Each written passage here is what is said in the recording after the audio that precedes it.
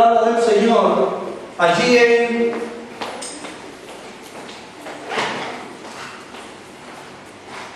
el libro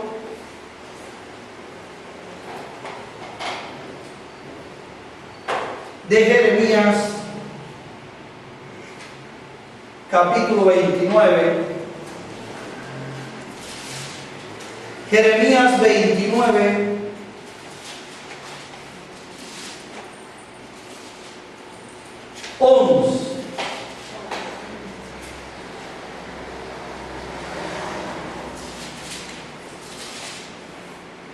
Gloria a Dios.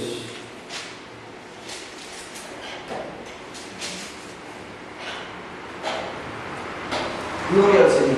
Jeremías 29, 11.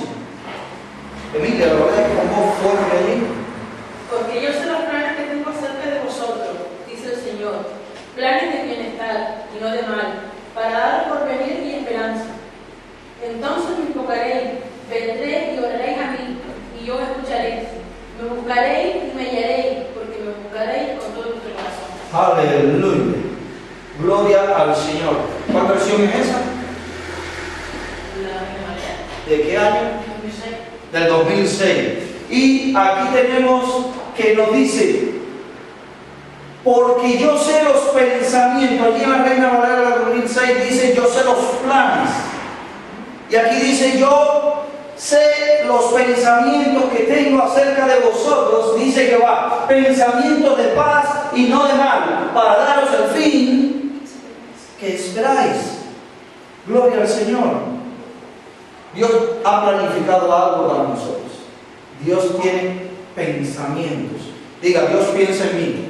Dios piensa en mí. Amén. Qué bueno, que Dios ha pensado en nosotros aún mucho antes de que nosotros naciésemos. Allí en Jeremías 1:5 dice, antes de que naciese, yo te conocí. Aleluya. O sea, que Dios pensó en nosotros mucho antes. ¿Y qué dice? Y tengo pensamientos de paz y no de mal, para daros el fin que esperáis. Aleluya. Gloria al Señor. Y vamos a estar hablando de la palabra del Señor y reflexionando en esta tarde-noche acerca de algo. De la restitución. Diga, restitución. ¿Qué es restitución? Ayúdenme, por favor. Restitución. Ayúdenme, sigan. Restitución no es restauración. Volver a empezar. Más o menos, volver a empezar algo es en sí restituir, es darte lo que se te había quitado. Devolver, así mismo es, lo que te habían robado, lo que te habían quitado violentamente, lo que habían tomado que era tuyo. ¿Sí? Y vamos a ver que hay diferentes tiempos. Como dice Eclesiastés capítulo 3, tiempos de amar. Dice que todo bajo el cielo tiene su tiempo. Tiempo de amar, tiempo de reír, tiempo de llorar, tiempo de disfrutar, tiempo de casarse, tiempo de tener hijos, tiempo de ser niños, tiempo de ser adultos. ¿Sí? Hay tiempo para todo. Y vamos a hablar del tiempo de la restitución. Y tengo un secreto para ustedes. Ahora es el tiempo de la restitución. ¿Cuántos lo creen? Amén. Si tú lo crees, dice la palabra del Señor, para el que cree no hay nada imposible. Gloria a Jesús. El diablo nos ha robado la salud, nos ha robado las riquezas, nos ha robado la paz, nos ha robado la felicidad, nos ha robado los matrimonios, nos ha robado a nuestros hijos, nos ha robado a nuestros padres, nos ha robado la nación donde nacimos, nos ha robado tantas cosas, pero ya eso se acabó. Diga, se acabó. Es tiempo de restitución. Y yo lo creo. ¿Tú lo crees? Yo lo creo. Yo creo que es el tiempo de la restitución de todas las cosas. Gloria a Jesús.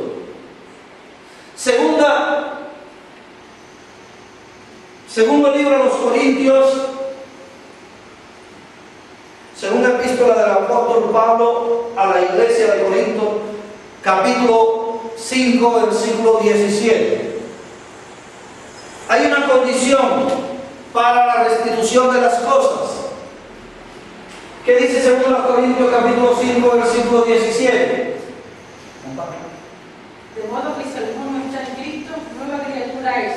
Las cosas viejas pasaron, de aquí todas son hechas nuevas. Amén. Dice, de modo que si alguno está en Cristo, nueva criatura es. Las cosas viejas pasaron de aquí, todas son hechas nuevas. Pero veamos esta versión. La Biblia al día dice, por lo tanto, si alguno está en Cristo, es una nueva creación. Lo viejo pasado ha llegado ya, lo nuevo. ¿Sí? Sube un poco. Ahí, páralo. En la Biblia, Nácar Columna dice, de suerte que el que está en Cristo es una criatura nueva y lo viejo pasó, se ha hecho nuevo. Y podemos ver otras versiones que nos van a hablar de algo, de una condición, de modo o de cierto o por cuanto estás en Cristo. Para obtener la restitución de todas las cosas es necesario estar en Cristo. Amén. Haber aceptado a Jesucristo como nuestro Señor y nuestro Salvador. Porque nosotros solos, por nosotros mismos, no podemos. Recordemos qué pasó en el huerto del Edén, allí cuando Adán y Eva pecaron. Dios les había dado toda la autoridad. Les dijo, creced y multiplicaos y sojuzgar toda la tierra. Amén. Ellos tenían el poder, la autoridad para ponerle el nombre a cada animal, a cada planta, a cada especie, a cada cosa. En aquel tiempo no llovía, no había inundaciones, no había sequías, el sol no quemaba como hoy en día porque la capa de ozono no se había destruido. En aquel tiempo se vivía, en la presencia del Señor, con todo poder, toda autoridad. Pero cuando vino la tentación, cuando vino el diablo y trajo pecado y el hombre aceptó, ¿qué fue lo que hizo? Entregarle, traspasarle todo poder, toda autoridad a Satanás. Y vino después el segundo Adán, Jesucristo, que murió en la cruz. ¿Para qué? Para restituirnos todas las cosas. Dice que las cosas viejas pasaron. He aquí, alguna va a ser hecha nueva. ¿Qué es lo que dicen las Escrituras? Como dice, todas las cosas van a ser hechas nuevas. Fíjense, yo dije van a ser, y ahí habla en un presente perfecto y continuo. Son hechas nuevas. En cada instante Dios está haciendo cosas nuevas para ti y para mí. Gloria a Jesús.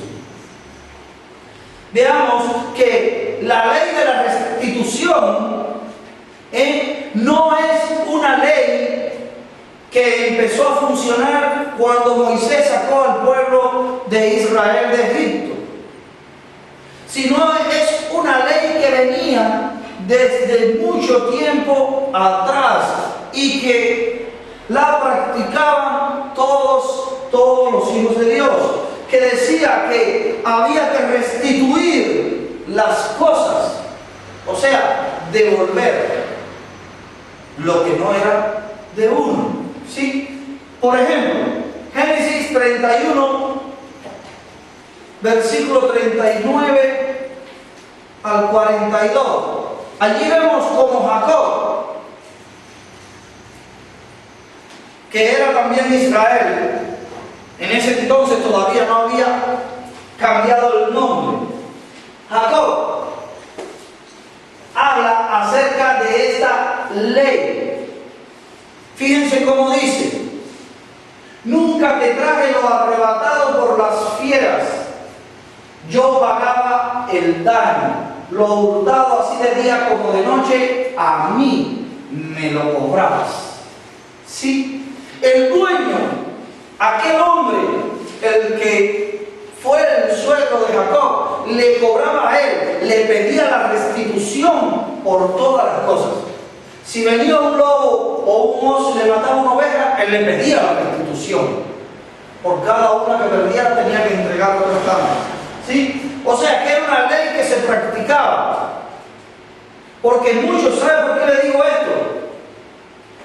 Porque hay un movimiento dentro del pueblo de Dios, ya para no hablar del mundo, dentro del pueblo de Dios, que se llama cesacionismo. ¿Sí? ¿Qué quiere decir? Que hay cosas de la palabra que ya cesaron, que ya terminaron y que no son para nosotros hoy, o que fueron terminadas, que Dios las cambió, porque dice que el Señor cambió la ley, que el Señor abrogó la ley, o sea, la terminó. Pero vemos que esta ley de la restitución estaba mucho antes que Moisés, que fue a quien Dios le reveló la ley. ¿Sí? Y entonces vemos que es mucho más antigua. ¿Por qué? Porque hay que restituir las cosas, lo dañado, lo robado, lo perdido, lo quitado. Hay que restituirlo. Y los cesacionistas dicen que hay cosas que ya terminaron. Por ejemplo, hay muchos que dicen que ya no es necesario hablar en lenguas, que ya eso se acabó, que eso fue para aquel entonces. Entonces el Espíritu Santo se equivocó, porque allí en 1 Corintios capítulo 12 habla acerca de los dones del Espíritu. Y habla acerca que el Espíritu reparte y da a quien quiere, como Él quiere y cuando quiere, los diferentes dones. Y entre ellos está el don de lenguas y de interpretación de lenguas. Hay otros que dicen que las sanidades ya terminaron. O sea, que no se debe orar por los enfermos, que eso son cosas demoníacas. Sí, a esto se le llama movimiento cesacionista, surgido dentro de las iglesias, que señalan que ya hay algunas cosas que se han cumplido y que no son vigentes para nosotros. Pero recordemos que nos dicen las Escrituras: el cielo y la tierra pasarán, pero mi palabra no pasará, dice el Señor. Y si el Señor dice que su palabra no pasará, ¿cómo vamos a decir nosotros que algo que dice el Señor que va a acontecer ya se terminó? Igual que, y estamos hablando de sanidad, estamos hablando de otras cosas, pero si vamos a hablar de dinero, ahí mismo se acabó todo. Si hablamos de los diezmos, de las ofrendas, ya la gente dice: no, eso se acabó hace tiempo, ya eso no existe, eso no es para hoy, no hay que diezmar. Mire, yo les recomiendo que lean en el libro de Hebreos, capítulo 7, que allí hay referencias acerca del diezmo, también hoy en día. En 2 Corintios capítulo 9, que hay referencias acerca de dar. Y hay tantas escrituras que lo respaldan. ¿Sí? Las finanzas son más tratadas en todas las escrituras que cualquier otra doctrina. ¿Sí? Porque Dios trata fuertemente con lo que puede tomar el primer lugar en nuestras vidas. Los diezmos ya se acabaron. Ah, claro, me lo quedo yo. Pero no sabes que eso te va a hacer a ti de impedimento para recibir la restauración de tu economía. Mire, la ley de la restauración tiene hoy vigencia y aplicación para ti y para mí. Dice en las Escrituras que si una persona era sorprendida en el acto del robo o se declaraba de que había robado algo, tenía que restituir al que le había robado todo lo que le había robado. ¿Sí? Miren, y nos enseña la Escritura que aquella persona que había sido declarado culpable de haberle robado a otro, tenía que devolverle las cosas, como dije hace un rato, pero no solo devolverlo. El que había sufrido el daño, el que había sufrido el robo, tenía el derecho de ir. Si aquel le robó una oveja, él tenía derecho de ir allí donde estaban las ovejas del otro y recuperar su oveja. Pero encima de eso podía tomar más ovejas como restitución. Porque la ley de restitución no solo es de que te devuelvan lo que te robaron, lo que te quitaron, sino de que tú puedes adquirir aún más por el daño recibido. Una retribución, una restitución por el agravio que tú recibiste.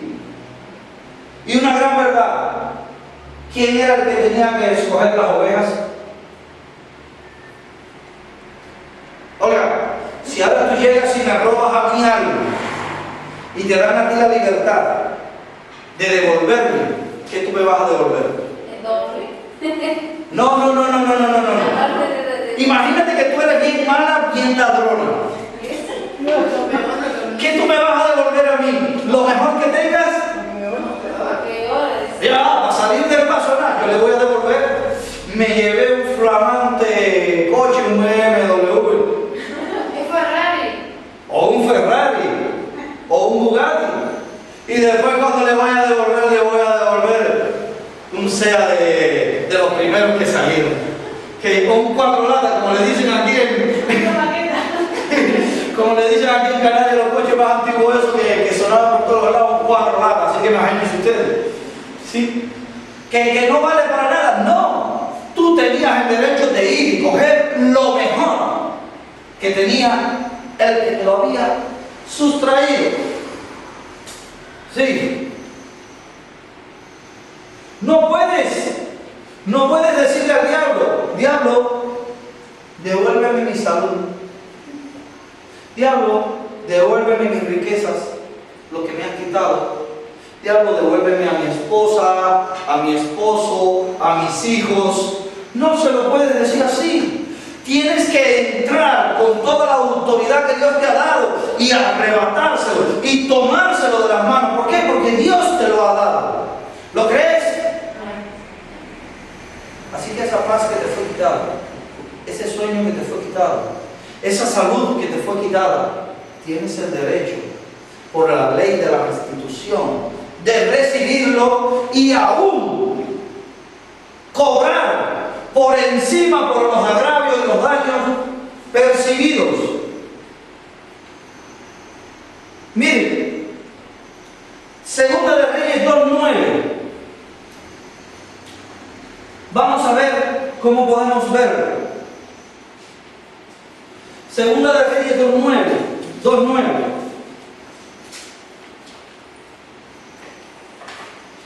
Allí vemos situación tremenda. Estaba Eliseo, que Elías, el profeta, había escogido como siervo suyo. Y le había llegado la hora de partir a Elías. Ya Dios le había dicho, prepara las cosas que te voy a llevar conmigo. Y Eliseo vio lo que Dios estaba haciendo y Eliseo estaba siguiéndolo. Y Elías le dijo a Eliseo que no lo siguiera más, pero Eliseo persistió. Eliseo batalló por la bendición que él esperaba. ¿Sí? Y le siguió hasta que Elías lo confronta y le dice: pide lo que quieras que haga por ti antes que yo sea quitado de ti. Y dijo Eliseo: te ruego que una doble porción de tu espíritu sea sobre mí. Una doble porción de tu espíritu sea sobre mí. Oye, Eliseo era ambicioso. Elías tenía tremenda unción. Recordemos que Elías oró y descendió fuego de lo alto y consumió aquel altar, aquel holocausto, aquella ofrenda que había preparado para Dios. Era un hombre que oró a Dios y hubo sequía por 3 años. Y un hombre que oró a Dios y Dios hizo caer la lluvia después de 3 años. Fue un hombre como no había otro, de tal manera que Dios se lo llevó con él y no vio la muerte. Elías no vio muerte. Y sin embargo, a un tal hombre, Eliseo se le para delante y le dice: yo quiero una doble porción de todo eso que tú tienes. Esta es la ley de la restitución. Cuando somos hijos, cuando estamos en el derecho, cuando estamos bajo la cobertura de Dios, podemos exigir la restauración. ¿Y por qué Eliseo pide estas cosas? Vamos a ver Deuteronomio 21, 17, ¿qué nos dice?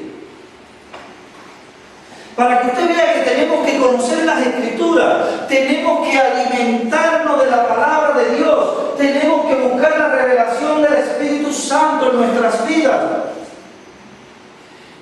21, 17, Deuteronomio 21, 17. A ver, Ana, pongan 16 un momento.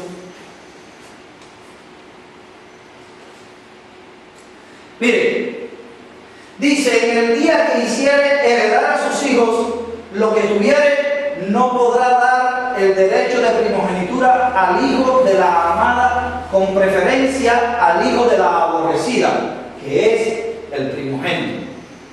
¿Sí? Y recordemos que Elías no era el padre de Eliseo. Elías lo adoptó al escogerlo como su siervo. ¿Por qué? Porque Dios le había dado la orden que ungiera a Eliseo en su lugar. Y dice el versículo 17: mas al hijo de la aborrecida reconocerá como primogénito, para darle ¿cuánto? El doble de lo que le correspondiere a cada uno de los demás, porque él es el principio de su vigor y suyo es el derecho de la primogenitura. Y nosotros habíamos perdido la condición de hijos. Nosotros fuimos adoptados por Dios a través de la muerte de Jesucristo. ¿Cuántos lo creen? Aleluya. Y por eso no solo tenemos la condición de hijos, sino derecho legal a alcanzar primogenitura. ¿Y qué hemos enseñado? Que los primogénitos no nacen, se hacen. Aquí se enseña en la tierra que primogénito es el primero que rompe la matriz de la madre. En este caso, varón. Las mujeres no tienen derecho a herencia. Sí. De parte de Dios, sí. Cuando creemos en Dios, sí. Porque se ríen ustedes dos. Según los hombres, las mujeres no tienen derecho a herencia, pero según Dios, todos tenemos derecho a la primogenitura. Recordemos allí a Débora. ¿Qué pasó con Débora? Era una profetisa que se sentaba a aconsejar, a guiar al pueblo. Y estaba Barak, un hombre guerrero. Y Dios se revela a Débora y le dice que van a venir a atacarlos y que les iba a entregar la victoria. Y Barak, ¿qué es lo que dice? No, si tú no vas, yo no voy. Gloria al Señor. Allí cambió la primogenitura. Dios le estaba ofertando la primogenitura a Barak, pero él no la aceptó. ¿Y quién se llevó la victoria? Débora. ¿Por quién murió el general de los ejércitos del enemigo? Por mano de una mujer, no de un hombre. Y podemos ver a través de la historia mujeres tremendas de Dios, que Dios levantó, como Ruth, como, mira, la propia Rahab, la ramera, ¿sí? También Esther, muchas mujeres que se levantaron. María Magdalena también, pero antes que María Magdalena, María, la madre de Jesús. Dios escogió una mujer. Claro, no le iba a sacar de un hombre porque eso era contra natura. Ven que las mujeres tienen también su parte de derecho y de primogenitura. ¿Sí? Dios creó al hombre hombre y a la mujer mujer.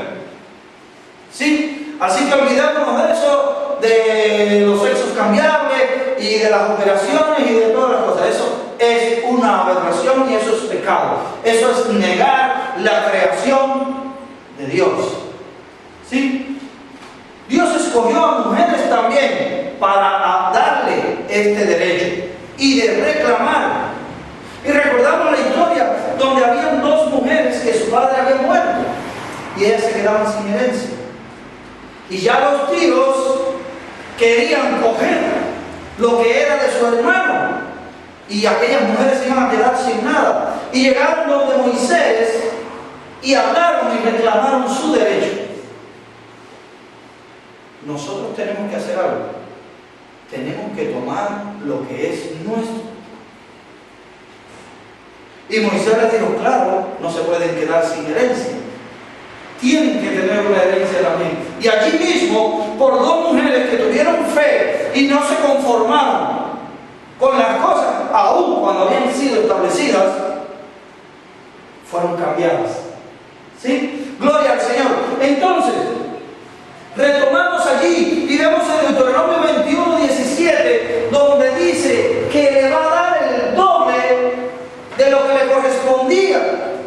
Y allí tenemos a Eliseo recibiendo una doble porción del Espíritu que había en Elías. Y después de Moisés, en el Antiguo Testamento, Eliseo fue el hombre, el profeta, que Dios hizo más milagros a través de él. ¿Sí?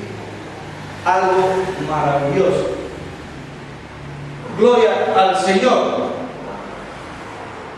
Malaquías 4, 4 y 5.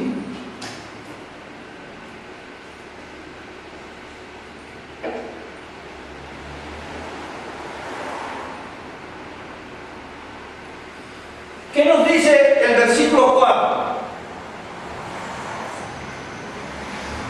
Malaquías es el último libro del Antiguo Testamento, antes del Evangelio de Mateo. Dice: acordaos de la ley de Moisés mi siervo, al cual encargué en Horeb ordenanzas y leyes para todo Israel. ¡Wow! ¡Qué fuerte! Dice: acordaos de la ley, de la ley. ¿Qué quería decir el Señor? Que tuviéramos siempre presente en nuestro corazón la ley, las ordenanzas, las cosas que Él había mandado. Cristo vino y dice: y se acabó la ley. ¿Por qué? Porque la ley hacía recordar el pecado y todas las cosas. Pero cuando estamos sin Cristo, estamos bajo la ley. ¿Para qué? Es necesario que nos acordemos de toda la ley, para que no nos salgamos del plan, de la visión, del propósito que Dios ha diseñado para nosotros. Como estábamos leyendo al principio en Jeremías 29:11. Planes y pensamientos que Dios tiene para nosotros, de bien y no de mal. Gloria al Señor. Y el versículo 5 dice, y quiero que nos centremos aquí: he aquí yo os envío hoy al profeta Elías antes que venga el día de Jehová grande y terrible. Él dice que a aquel que él se llevó, él lo iba a enviar de nuevo. Hay palabra profética de 2 testigos que se van a levantar cuando el tiempo de la gran tribulación. ¿Para qué? Para predicar al pueblo de Israel, para predicar por todo el mundo. Nos dice la Escritura que el hombre muere una sola vez y después el juicio.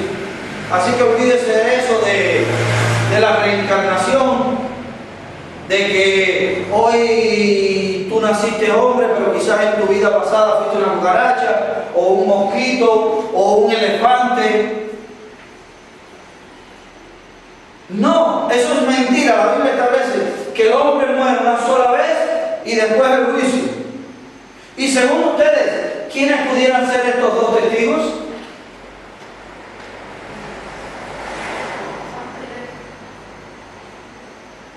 Enoc y Elías, porque dice que Enoc anduvo con Dios y fue traspuesto, se lo llevó Dios.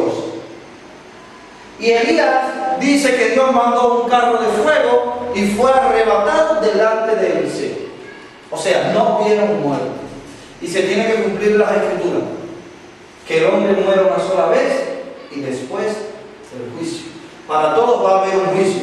Pero antes de que llegue ese juicio, nosotros tenemos derecho aquí en la tierra de disfrutar de las bendiciones del reino de Dios. Y para eso es necesario que entendamos esta ley de la restitución de todas las cosas. Y dice que iba a venir Elías antes del día grande y terrible de Jehová. Dice el versículo 6, y él hará volver el corazón de los padres hacia los hijos y el corazón de los hijos hacia los padres, no sea que yo venga y hiera la tierra con maldición. Aquí hay un nexo, un enlace, un puente entre el último versículo del Antiguo Testamento y el Nuevo Testamento con el profeta Juan.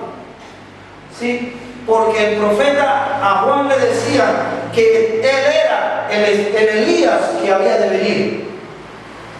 ¿Sí? Era el espíritu de Elías que estaba en él, restaurando las cosas, trayendo el arrepentimiento. Juan predicaba y decía: arrepentíos. ¿Sí? Gloria al Señor. Y hacía volver a las personas de su mal camino, que reconocieran cuál era el propósito de Dios. Pero hoy en día ha llegado también a nosotros todas estas cosas. Hoy en día se están restaurando los 5 ministerios. ¿Cuáles son los 5 ministerios? Efesios 4:11. Ponlo ahí, por favor. Efesios 4:11. A veces, hoy la iglesia está sufriendo cambio. Hoy hay una transformación. Hoy hay una renovación. Hoy hay una restauración de las cosas. Y entre estas se está restituyendo, se está tomando lo que se había perdido. Habían apóstoles después que Jesucristo murió y resucitó. Claro, habían apóstoles, profetas, maestros, evangelistas, pastores, habían todos, pero cesaron porque cambiaron las intenciones del hombre y se cambió lo que es de Dios por lo que el hombre quiere. ¿Sí? y poco a poco fueron restaurándose algunas cosas. Pero dice aquí Efesios 4:11, y él mismo, ¿quién? Jesús, constituyó a unos apóstoles, a otros profetas y a otros evangelistas, a otros pastores y maestros, a fin de perfeccionar a los santos para la obra del ministerio, para la edificación del cuerpo de Cristo. Hay un fin y un propósito. Por eso la iglesia no funcionaba, por eso la iglesia quedó como quedó, y hubo el tiempo de oscurantismo. Que esto quiere decir que había oscuridad, no había la luz de Cristo. Fue cuando la iglesia católica se leudó totalmente y empezó a cambiar todas las cosas e iba tras los intereses del hombre y no lo que Dios quería que fuera. Dios nunca creó la iglesia para que formara parte de este mundo. ¿Estamos de acuerdo? Dios creó la iglesia para confrontar al mundo, para mostrar el camino mejor, para mostrar que Jesucristo es el camino, la verdad y la vida, y que nadie va a llegar al Padre si no es a través de Jesús.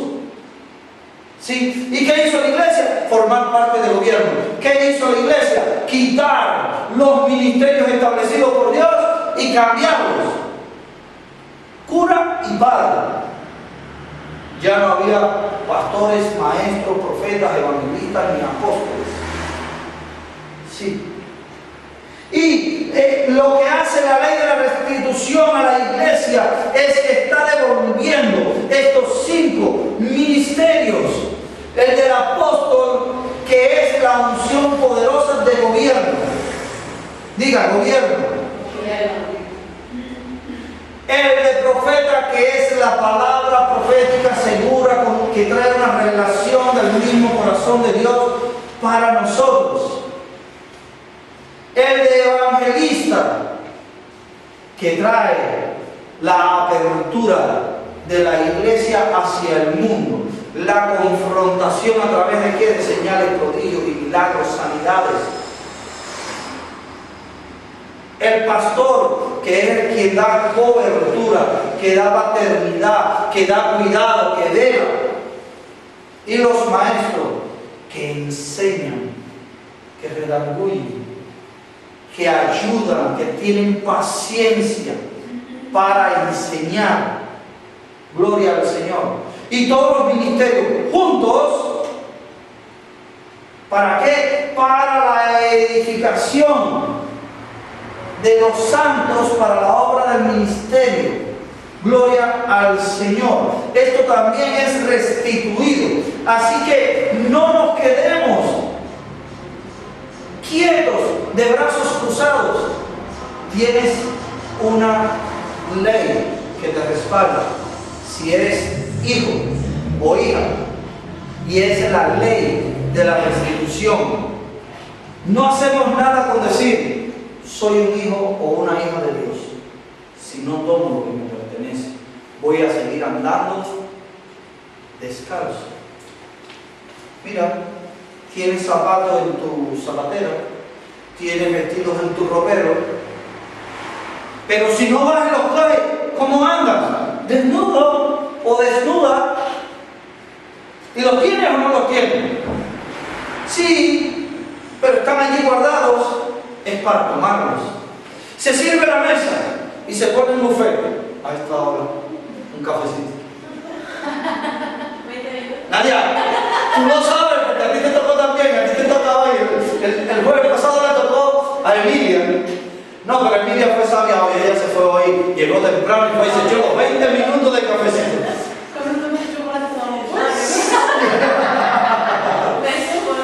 Sí, pero ves, y si tú no te mueves y vas y lo buscas, ¿qué te pasa?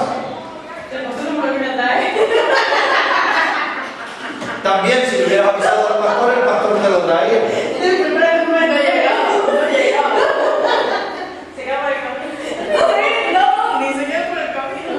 Qué bien, como me conocen, como me quieren mis hijas. Muchísimo. Oh, y eso que dicen que las hijas quieren mucho papá, ¿o no? Yo creo que no. Yo creo que no. Aleluya.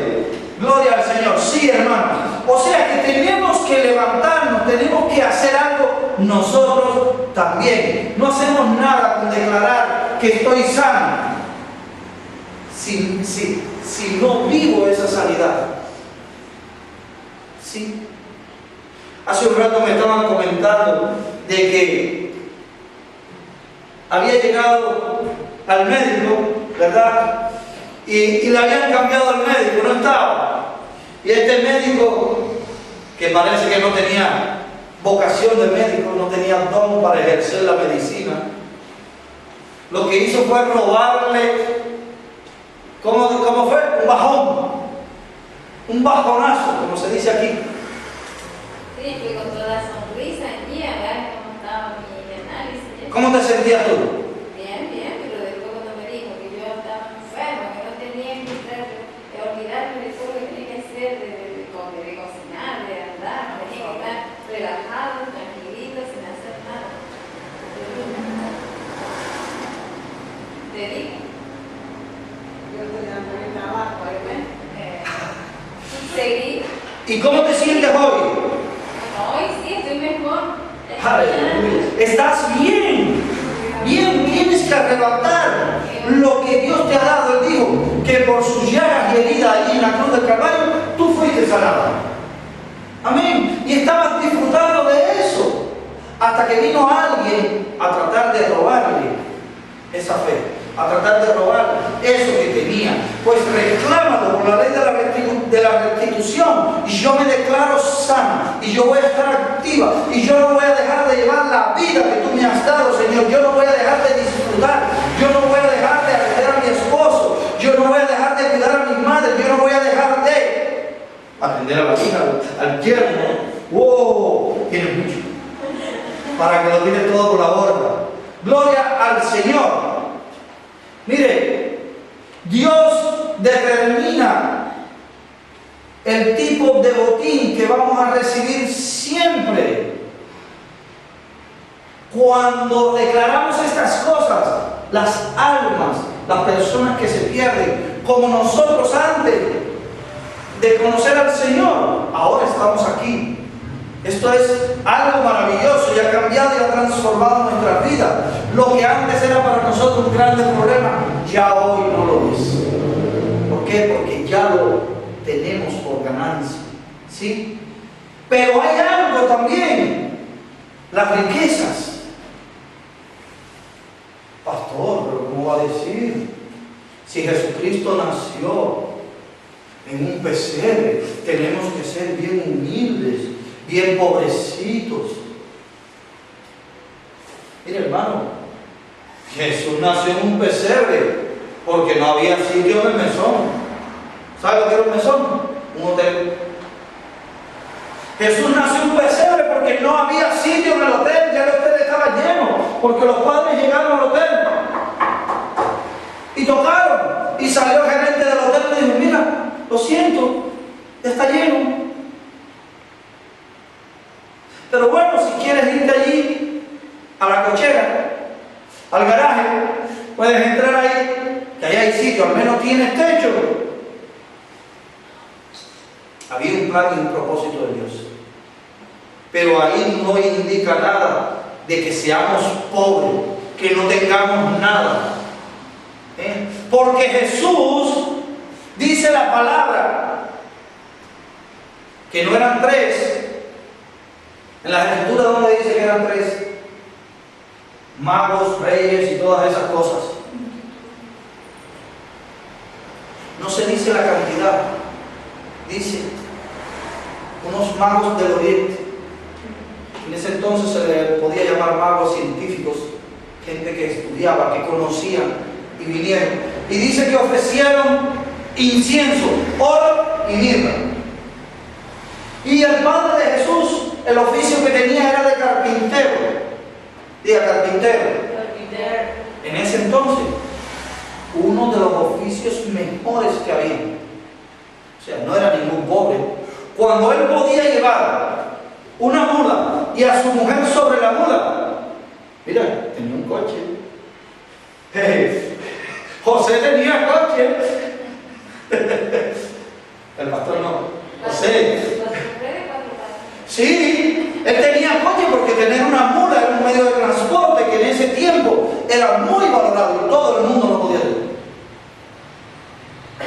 Vinieron los pastores a rendirle pleitesía allí a Jesús. Vinieron aquellos hombres del oriente a rendirle allí también. En Isaías 61 en adelante se puede leer y dice que multitud de camellos iban a venir e iban a traer oro y plata.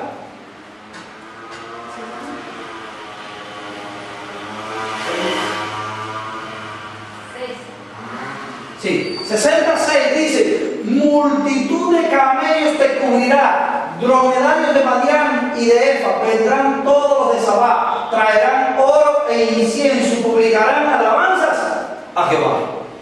No dice que eran 3. Jesús habrá nacido en un pesebre, pero pobre no era, por su condición de rey. Aleluya. Amén. Y el que es rey, aunque nazca donde nazca, su identidad no hay quien se la quite. Gloria al Señor. Joel capítulo 2 versículo 25. Joel 2, 25.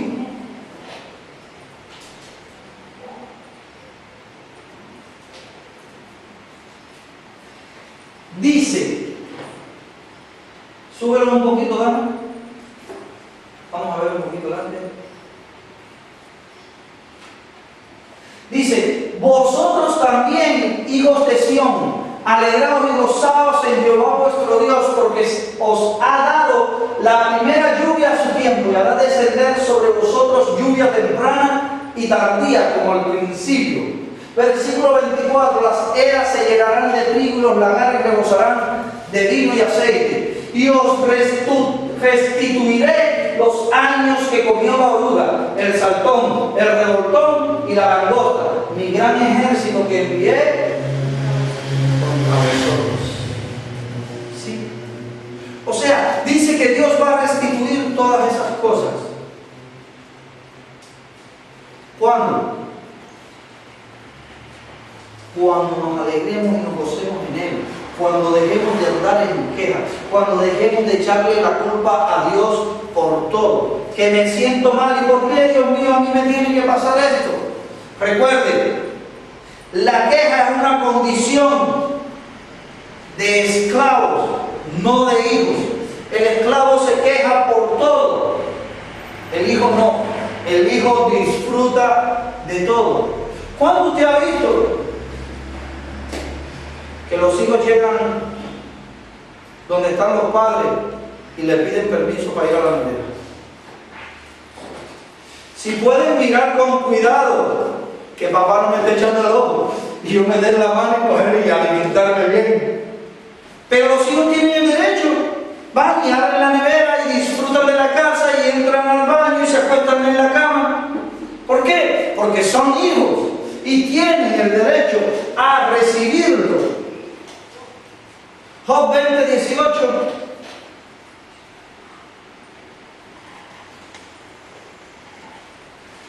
Job capítulo 20, versículo 18. Dice, restituirá el trabajo conforme a los bienes que tomó y no los tragará ni los gozará. Sí, o sea que el trabajo que tú has pasado, las cosas que tú has hecho, no ha sido en vano. Un día vas a tomar todas las cosas, pero tenemos que atrevernos nosotros y decidirnos nosotros. Por eso es que ahora nos tenemos que levantar en el nombre de Jesús y declarar esta ley de la restitución. Como leíamos al principio en 2 Corintios capítulo 5 versículo 17, de modo que si alguno está en Cristo, ¿y cuántos de aquí de los presentes estamos en Cristo? Amén. Amén. Gloria al Señor. Aleluya. Gloria a Jesús. Soledad, te quiero hacer una pregunta.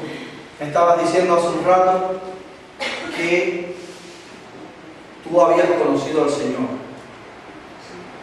¿Tú has aceptado al Señor como tu Salvador en tu vida? Sí. ¿Alguna vez? Sí. Lo hiciste así en la iglesia, dijiste: yo te acepto, Señor, como mi Salvador. Pero hay algo. ¿Quieres renovar este pacto con Dios? Sí. Gloria al Señor. Vamos a orar por ti ahora. ¿Quieres? Cerremos nuestros ojos. Aleluya. Pongámonos todos de pie. Gloria al Señor. Dice la palabra del Señor